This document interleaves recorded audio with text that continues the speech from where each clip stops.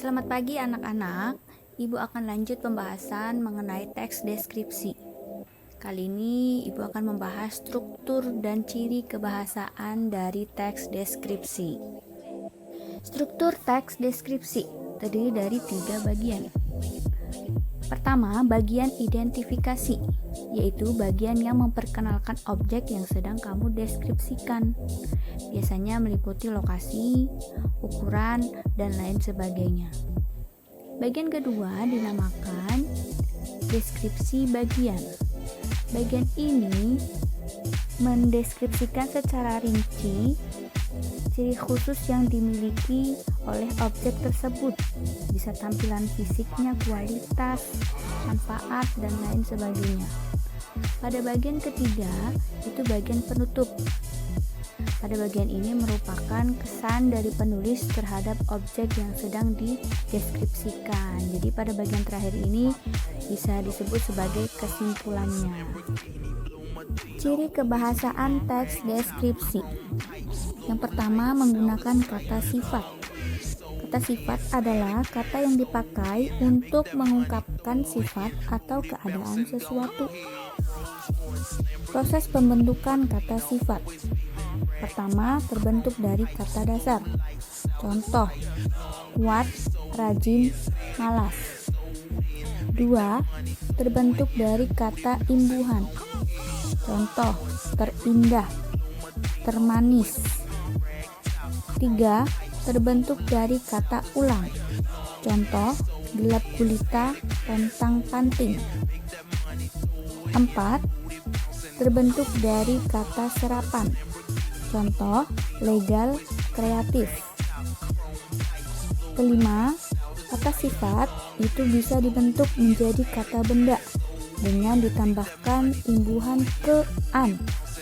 Contohnya, cantik mendapat imbuhan ke-an akan berubah menjadi kecantikan. Nah, kecantikan itu sudah disebut sebagai kata benda. Ciri bahasa kedua yaitu menggunakan kalimat aktif. Kalimat aktif adalah kalimat yang subjeknya melakukan pekerjaan. Kalimat aktif dibagi menjadi 2, yaitu aktif transitif dan aktif intransitif. Kalimat aktif transitif adalah kalimat aktif yang predikatnya membutuhkan objek.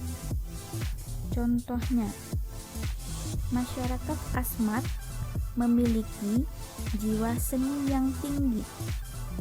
Masyarakat Asmat sebagai subjek memiliki sebagai predikat jiwa seni yang tinggi sebagai objek.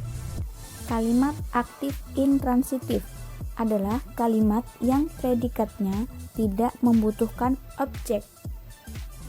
Contoh kalimat aktif intransitif. Monas terletak di depan Istana Kepresidenan Republik Indonesia. Monas sebagai subjek terletak sebagai predikat di depan Istana Kepresidenan Republik Indonesia sebagai keterangan tempat. Selanjutnya, menyusun teks deskripsi. Langkah-langkah menyusun teks deskripsi antara lain: 1. Menentukan objek atau tema. 2. Menentukan tujuan. 3. Mengumpulkan data-data pendukung. 4. Melakukan observasi atau pengamatan secara langsung. 5. Menyusun kerangka karangan. Yang keenam, menyusun kerangka karangan menjadi sebuah teks deskripsi. Baik anak-anak, itulah tadi pembahasan lanjutan materi mengenai teks deskripsi. Semoga apa yang Ibu sampaikan bisa dipahami. Tetap semangat dan tetap belajar dari rumah. Sekian dan terima kasih.